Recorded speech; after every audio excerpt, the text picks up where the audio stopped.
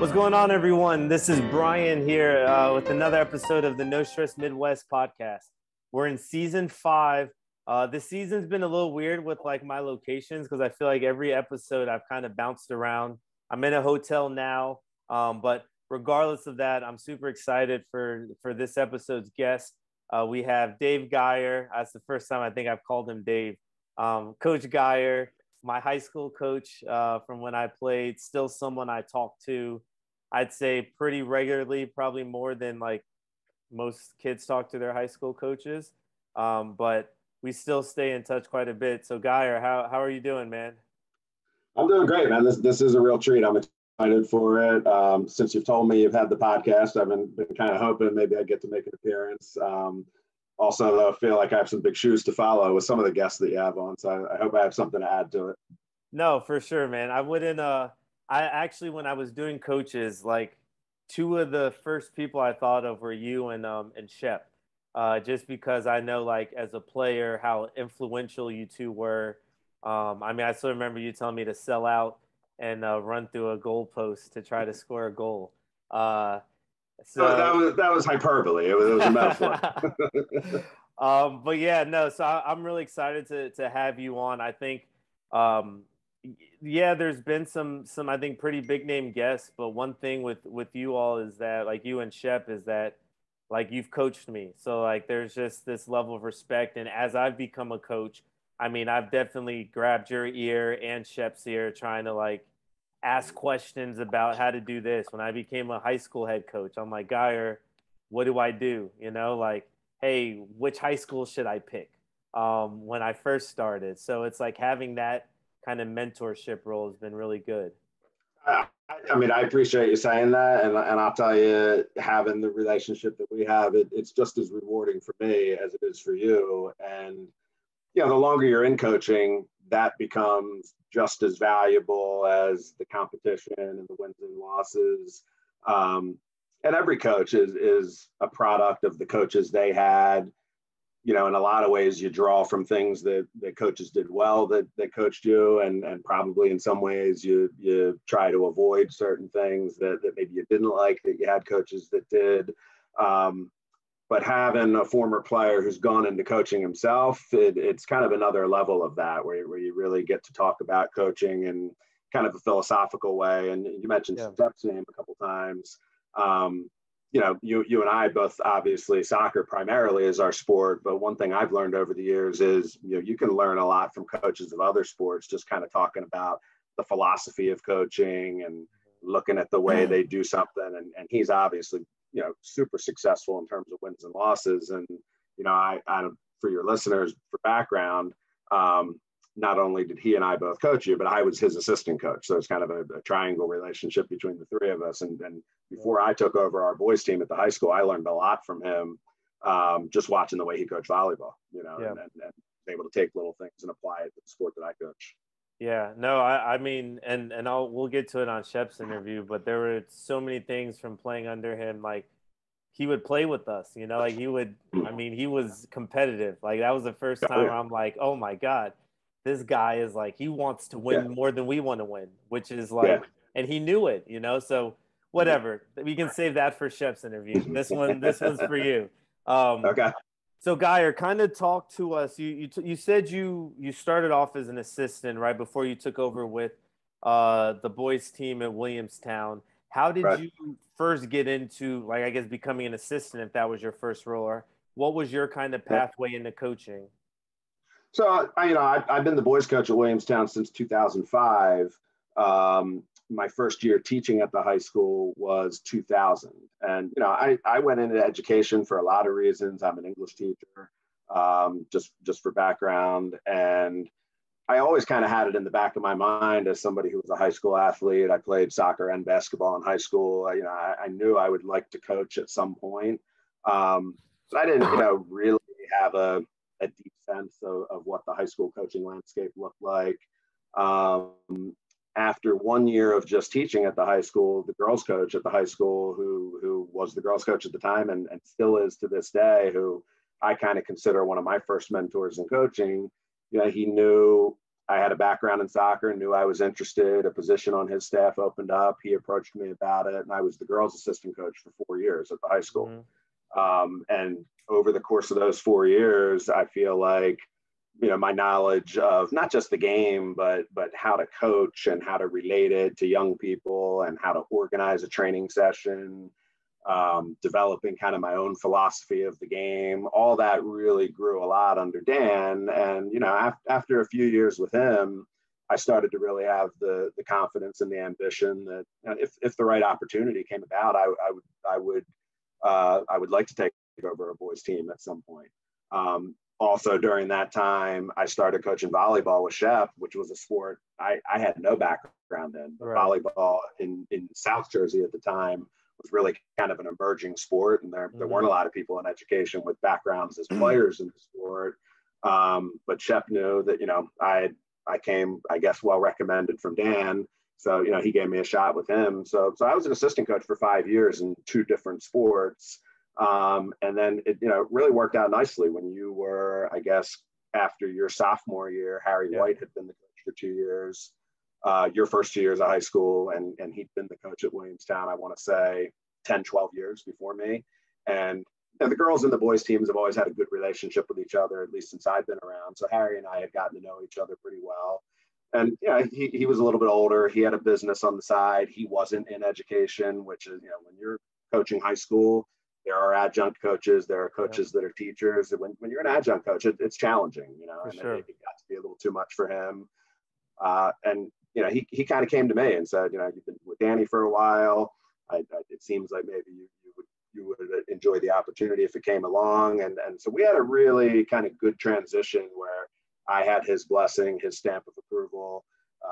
The AD at the time, Roy Fenimore, had the confidence in me to give me a shot. And I had the support of Danny with the girls team, who still in my first couple of years with the boys team, I was able to go to him as a resource, not just for, tactical ideas and training ideas, but the paperwork of head coaching, the political side of head coaching. There's a lot to that. So I was able to lean on all those resources, and I had the support of a lot of good people. And, I was fortunate enough to step into a situation where it wasn't contentious at all. The old head coach was going out willingly. It really kind of gave me his blessing. And also, and I was really fortunate. And I hope someday, I don't think my time is too near, but someday when my time is done as the head coach, I'd love to be able to do what Harry did for me, which is he passed me a really good team.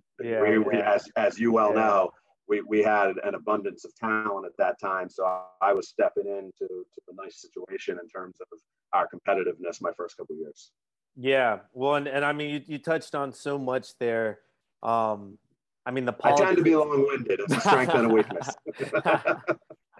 No, I speak from experience during those end of game talks. Not so much halftime because we had to get started at a certain time, but after games, we could be there. But no, I mean, there's so many things that I think come with being a head coach in general. And then with coaching in the high school realm, you touched on the politics, right? Are you a teacher? Yeah. Are you not a teacher? What kind of team are you coming into, right? What's the athletic director and the administration role? There's just so many factors that go into it that I feel like, and maybe it's just me speaking on it, but during my time, I spent more time within the program, not on the field, doing all of the off the field stuff, making sure uniforms, game schedule, some kid got in trouble and I got to address it. Some parents upset their kids not playing and you got to address that. And, there's just being pulled in so many different directions. And then you have to teach on top of all of that, so that's a lot. Teachers, we want you. Are you a licensed teacher in the Missouri or Kansas, KC metro area looking to make a couple extra dollars tutoring over the weekday and weekends? Well, No Stress Midwest is the place for you. No Stress Midwest Education is looking for teachers to help in one-on-one tutoring, small group academic enrichment, and study hall. We are looking for teachers to work on average 2 to 3 nights a week, 2 hours a night in the subject of language arts, science, math, social studies, and foreign language. If you're interested, please visit nostressmidwest.com/education and fill out an application today. Cheers.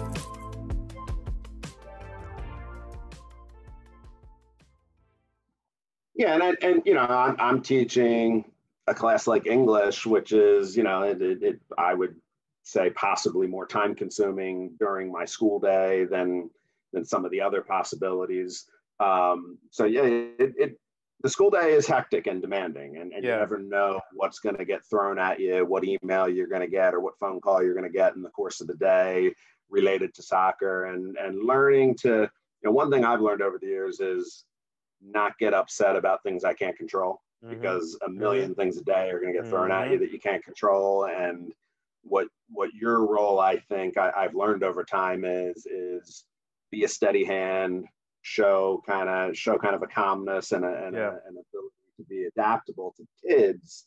I think that helps a lot. But back to your point about being someone who works in the building as a teacher as opposed to being an adjunct, which I know you have experience with, that certainly can be done. But I'll be the first to admit it's an advantage to be a high school teacher 100%. If you want to be a high school coach. I mean, being 100%. In the building, being able to deal with situations, being able to keep an eye on kids, and also in terms of your relationship with administrators, such as the AD and other admins and principals, vice brought up ADs.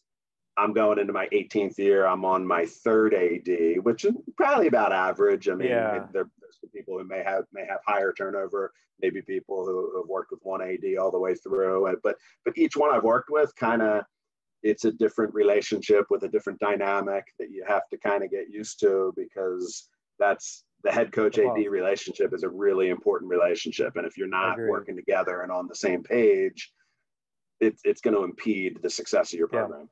I can 100% attest to that. I 100% agree with that, because I've been in situations. I had two ADs where one was really well, the relationship, and another one was, I wouldn't say bad, but it wasn't as well. And the things that were bigger issues to one, maybe might not be as big to another, and vice versa. 100%. So it's 100%. But yeah, you've done a good job. It would look like, right, of managing through all of that. And you mentioned when you first came in, my junior year, my senior year. I mean, my junior year, like, we were stacked, and what's crazy is, like, Kevin, who was on that team, I'm going to see him here in a month. Him and Sean and Usher are coming out to Kansas City. Nice. That's awesome. Yeah. So, like, but people like Kevin and Jay and Behrman and Chase, right? Doble. I mean, no one knows who these people are, right? But I feel like they're like Williamstown legends. So to come in with those two groups, their group, I don't know if I'd say my senior class was as good, but I thought that we had some decent players. But you've had some really good players. Decent's an understatement for I would say, and in those first 2 years, for your listeners, we were back-to-back conference champs in 05 and 06, your junior and senior year, and you were a big part of that. But oftentimes your best seasons, I've learned over 18 years, are when you have a strong senior class backed up by either a junior or a sophomore class that are really good too. You have a nice mix of veteran seniors and underclassmen. And you can make some noise with that kind of team. And when we had that team in 05, by Williamstown is, just in terms of background, I would say it's a good soccer school, but compared to some of the surrounding communities, like a township, we don't have the numbers of soccer players that those do, but by what Williamstown standards, that 05 class and then your class, which followed, were excellent classes talent-wise, and we were able to not only win the conference back-to-back, which was only in 05 the third time Williamstown had ever won a conference championship in the Tri-County. When we went back-to-back your senior year, it was the first time in school history that we'd gone back-to-back in the division. So that's one thing that's pretty cool. I didn't know that. Yeah, I didn't know. I still have those two jackets. I still have those two championship jackets. For whatever reason, I had an extra large for one of them. That was the style to wear them big. I don't even wear an extra large now, and I'm 32. So I don't think I ever fit that jacket. But yeah, You man, still have it. That's I the still important thing. I still have it. So during your high school time, right? I know you've had some good players, right? You've had some great Sure. seasons. I know Yeah. Coach's Cup, which is a thing that for my listeners, I know you have no idea what that is, but it's like the coolest thing. It's like to me, like the Champions League, and you Yeah. have your regular schedule, your conference title, or conference games, all of that. But then like the top, was it 12 teams? 16, top Top 16. 16 teams then all play in this tournament together, and they just kind Yeah. of duke it out on top of their schedule, right? And trying to see What's who cool can. about it is it's the top 16 teams in South Jersey, regardless of school size and regardless of public or parochial. So you're in a Playing tournament against against teams that you St. would Augustine otherwise Prep, not face in a tournament. So right? A Lenin, yeah, right. and that's really cool. And I played in it my senior year. It came with a little bit of controversy Actually, because that was I remember your career better than you did. That was your junior year. We made it. Your senior the year, PSAT, yeah, yeah, senior year we did not make that tournament because we got off to a slow start that yep, year. yep. You're right. It was my junior year, and I had the PSAT that morning, Right. and my mom would not let me miss the PSAT, so I had to do that, and then drive to like Apsagami. I was gonna say, you got to the game late? I I feel did, like I yeah, remember. Yeah, yeah, at halftime.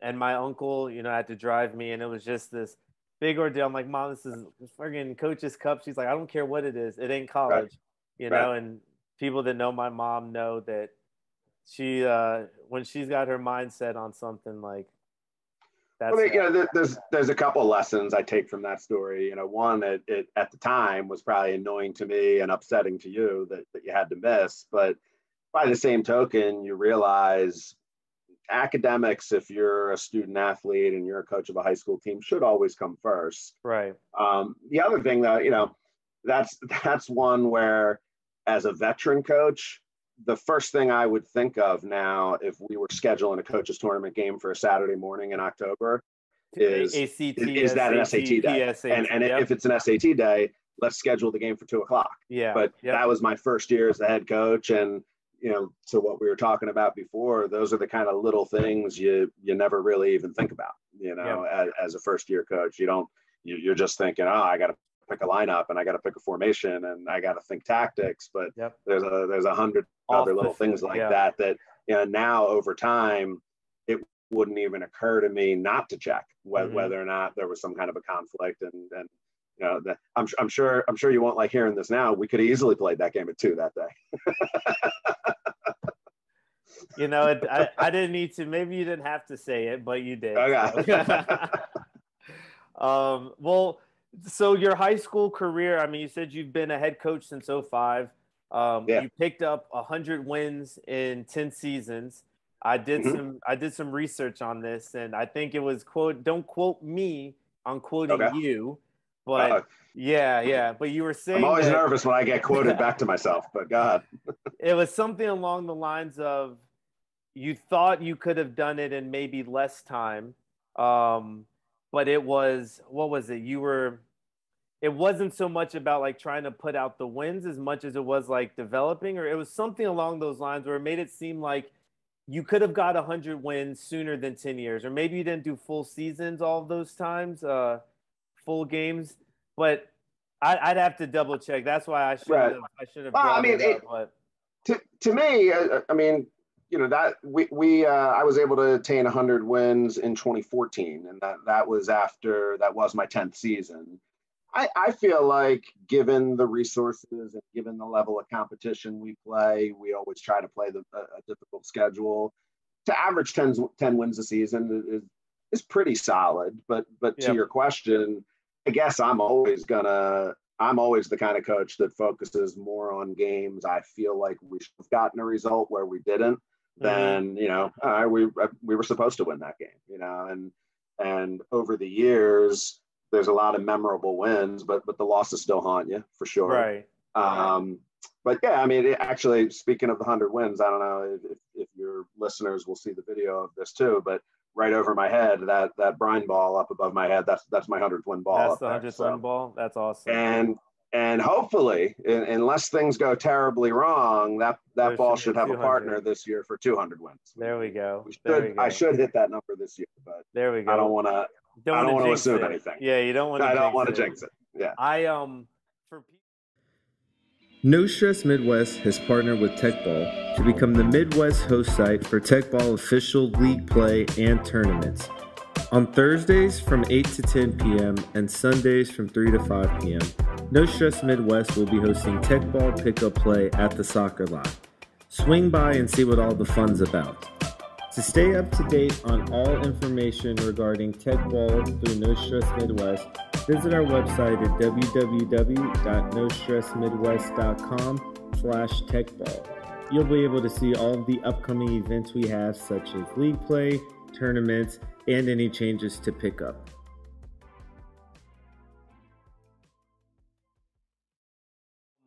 For people that do watch this on YouTube, you might have to search way, way, way back. But the first ever video I posted on YouTube in 2006, it was when we won our conference, and Geyer told, I think we started off like 1-4-1 or 1-3-1, and the newspaper title was "Braves Need Right to Set Ship," and I still remember it. And Geyer said, "If you guys win the conference championship, I'll sing whatever song you want me to sing." And well, you've got to give them the background. Part of the background of that is you guys, the only boys soccer team I've ever had since that did this. You guys would have a boom box, which is very dated, in the back of the bus. Yeah. And you would sing Disney songs in the back of the bus on the way to game. Which was interesting. But it was an interesting method of bonding. But if it got you guys, it got you ready. It turned, there would be some interesting songs. We used to have like rap battles with Tramar and Sean. Yeah. This is when they were like sophomores. So like they weren't even, like Tramar and Sean that they were senior year. But no, we had some good times on the bus. But we had a video, and the video is so bad quality, of Geyer singing "Build Me Up Buttercup." Well, I'm thankful that YouTube video quality was as bad as it was back then, because it's definitely, for my first video on the internet, it probably wasn't that flattering. Yeah, it was, you didn't know the words, which was, I think, a little disappointing for some of us. Well, for as often as you guys sang it on the bus, I should have. But whatever, we can get to that in another conversation. So Geyer, you've been doing this for a while. You said you're going into, what is it, season 18 as 18, the head coach. 18. You've mentioned some things already about it, but like if you could pinpoint to one or two things, what's some advice that you wish you would have been given as a younger coach versus what is some advice you would give to a younger coach? And are those two the same things, or is it two different? I think it generally is. Yeah, I would generally say they're the same thing. It's a great question, and I would kind of, there's a lot of different answers I could give, and any of the answers would probably fall into one of two categories. There's the soccer side of it, the tactics and the strategy and all of that, and then there's I guess what you could call the program management side of it, growing your program and so forth. In terms of the soccer side, I guess one thing that I learned over time that I maybe would have been helpful to have somebody tell me early is, and really kind of persuade me of early, is don't be slow to abandon something that's not working. I think as a young coach, sometimes coaches, and I was guilty of this, I think a couple times, you're so committed to your ideas and you're so passionate about the game, and you've taken however much time to kind of develop your thinking on the game, that you're convinced something will work, and you maybe stick with it longer than you should, even if it's not working. And over time, I've learned, to just, I don't know if you've ever heard the phrase, the sunk cost fallacy, to not be a victim to that. So sometimes if people have already invested a certain amount of time in something, they don't want to abandon it because they don't want to feel like that time they've already invested is wasted. I'll give you an example, and I hope it doesn't apply to this example, but we're today was our second day of training camp. And we run a different formation every year because I feel like with a school our size, with the player pool, the size that we have, I've got to adapt my best 11 players into the formation that makes sense. Yep. That's more difficult though than, you know, one of our rivals like Kingsway or Washington Township. Both of those teams, in fact, they run a 4-2-3-1 every year, and he can pick the players that fit best into that. So anyway, we're training a 3-5-2 right now. That's what I think is going to work best for us this season based on the talent that we have. We've already spent, you know, the first 2 days of training camp really starting to work on that, and we'll work on that all week until we get into scrimmages next week. If it doesn't work though, if it doesn't look good, and if there are obvious flaws with it and there are obvious weaknesses with it, I've got to be willing to abandon that right away and go to plan B and have a plan B where I think as a young coach, you know, I might have been more committed to, I know I can make this work. So that's a piece of advice I wish I'd been given on the soccer side that I would give to young coaches. You know, that you can have the best plan, but if the players don't buy in, or if it just doesn't look as good on the field as it did in your head, you've got to be willing to move on to the next thing. Was it everyone has a plan so you get punched in the mouth, right? Isn't that what Tyson said? Everyone has a plan. That's the famous Mike Tyson, right? Yeah. Exactly. Yeah, and I think that's true. And I think I would assume this is true of all coaches. You kind of have a vision in your mind of what your team will look like on the field, and you know, hopefully that's a realistic vision based on the talent that you have available. Sometimes the players are able to translate that vision onto the field. Sometimes they're not able to for whatever reason, and so you've got to be willing to come up with an alternate vision. Right. In terms of player management and program management, I mean, you and I kind of touched on it earlier. Valuing the relationships and keeping in touch with ex-players as often as you can, and bringing back alumni to visit. And you know, we have an alumni game that because of COVID kind of got derailed the past couple of years, but we're hoping to bring back this fall. Which was huge. Doing all that stuff is huge in terms of building the program, and I think older alumni like yourself appreciate it. I also think it's great for current players to see that and have a sense that, wow, this isn't just important to me now. It's going to still be important to me 10, 20, 30 years out of high school. I'm a part of something that's kind of ongoing and lasting. Yep. Well, and the alumni game was huge. Like I remember when you started it, and looking forward to coming. I would not like do anything physically active until like 2 months leading up to the alumni game, because I did not want to be the old guy that was throwing up and couldn't run around. Right. So you know, I have so many good. And we got some of those, and there's space for those guys too. Yep, there is. And you know, to your point though, like someone like Evan Small. Never played with him, only heard about him, and going to those alumni games, and then like being able to share a field with him and just being like, oh shit, this guy's like still good, you know? And like, he knew me, like he heard of me, and I was like, holy crap. Like, you know, and oh, go ahead. Seeing those connections between different generations of players. And that's just another version of what I'm saying about kind of the relationships that you build in coaching and being a part of the game for a long time. That's super rewarding. I mean, I'm one of the most competitive people out there, and I love winning, but that stuff is pretty nice too. For sure. And I started it at my high school alumni game. Nice. And I think the first year I was there, we had like 30 people, 40 people sign up. And I was just like, and they're, oh man, thanks for getting this, you know, going. This is cool to be back, blah, blah, blah. And I was like, hey, I got that from my high school coach. That's awesome. And you know, I think in teaching and coaching, it's cool that when you have a teacher or coach that does something that you like, and then you as a teacher or coach later on pass it down, you're kind of part of like a coaching tree or a teaching tree that you don't even realize. Like, you know, you don't realize who those influences are that are now influencing the coach or teacher that you have. But it's one of the cooler parts of the profession, I think, for sure. Yeah. Well, a lot of the kids here and a lot of the parents here know of you, at least. Just, you know, from from the stories I would tell. If there is any bad stories, it's because I'm telling someone they're not selling out, you know, and running through the wall when I need them to. But other than that, it's all good stuff. No Stress Midwest has partnered with mobile app DNA Soccer Lab to bring not only our expertise in training for field players to video, but also offering keeper training, sports performance work, strength and conditioning, player development, and mental performance videos to all of our athletes wanting to take their training to the next level. We even have personal development plans that we can create for those trainees. Visit more on our website at nostressmidwest.com/DNA Soccer Lab to read more.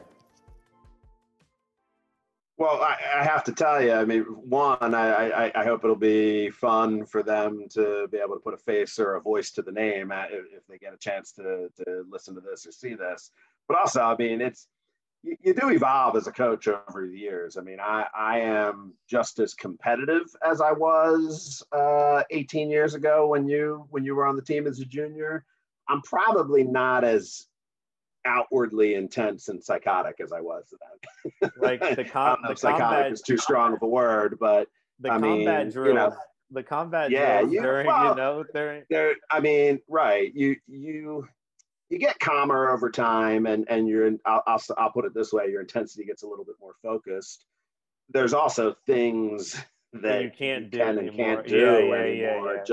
Just in terms of how you interact with kids and games you set up in practice. I mean, you have to adapt and evolve with the times for sure, you know. No, agreed.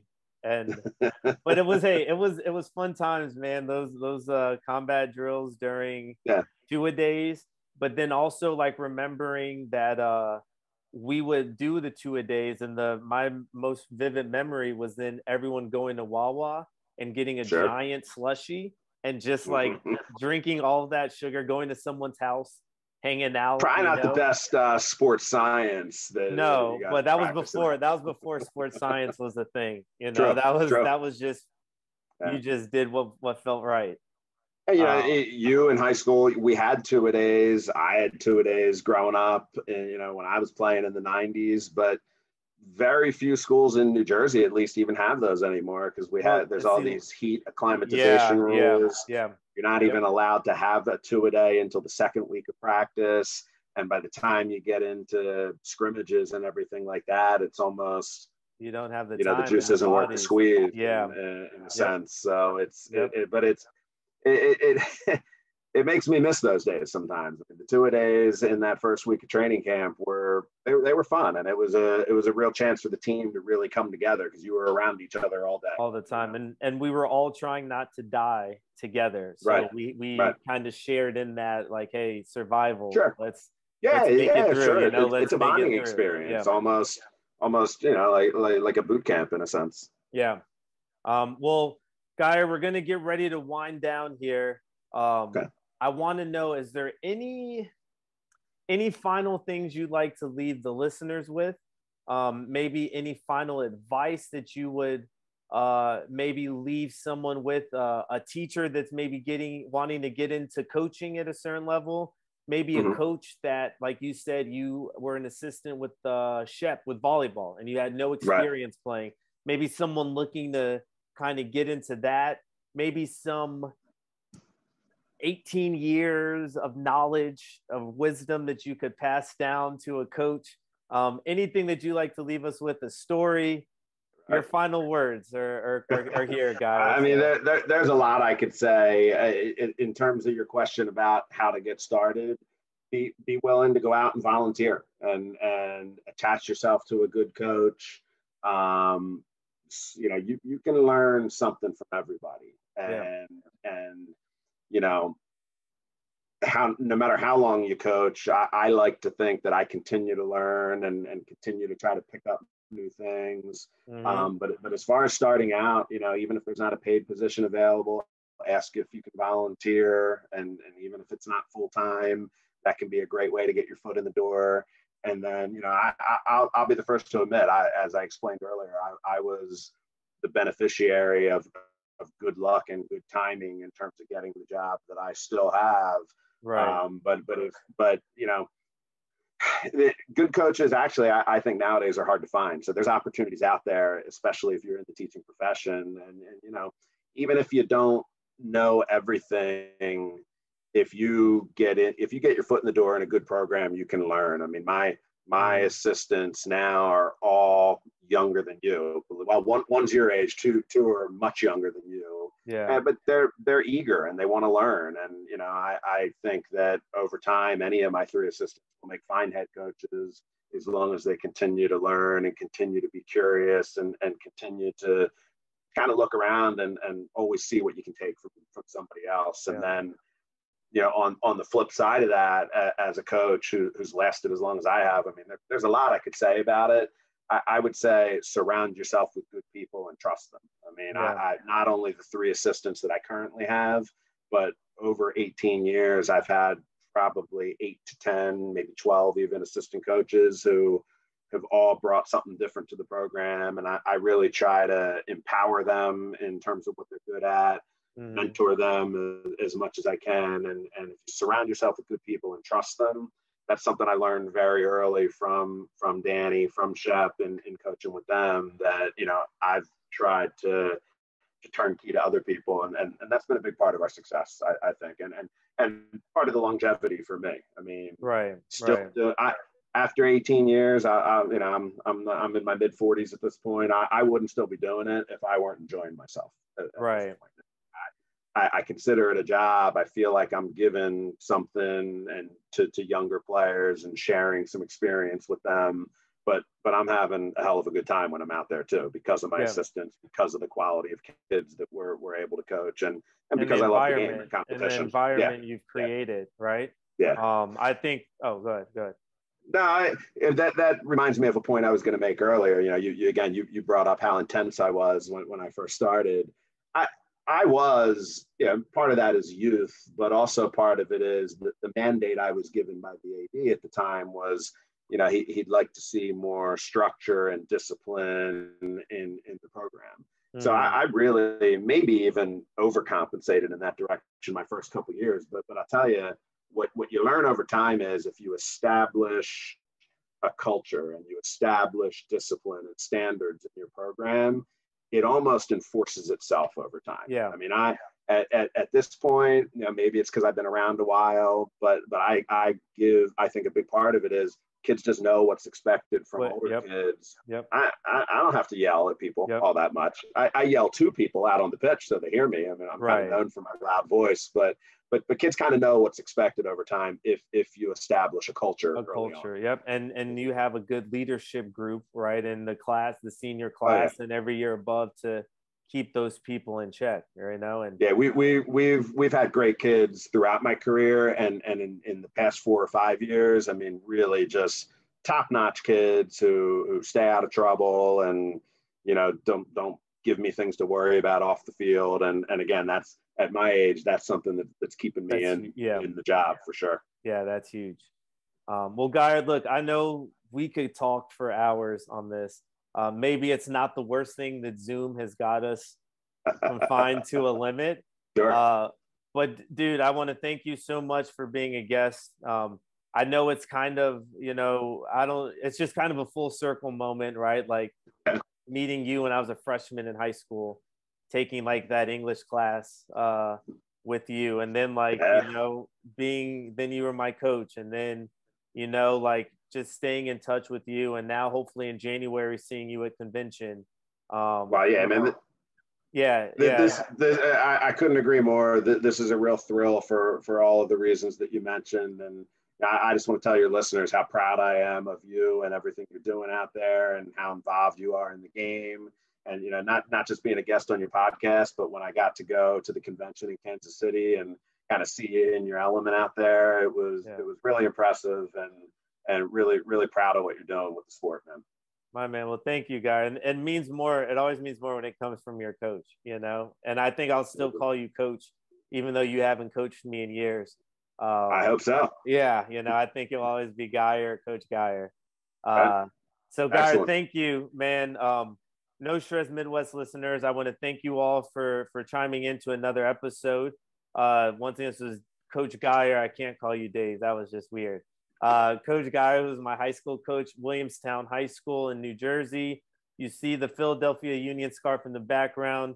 Jim Curtin, you got a big fan here. I told you about him when I was there. Hopefully you listen to another episode, see a hometown guy with you representing. So everyone, thank you for listening. We'll catch you on another episode of the No Stress Midwest podcast. Cheers. Thanks, Turner.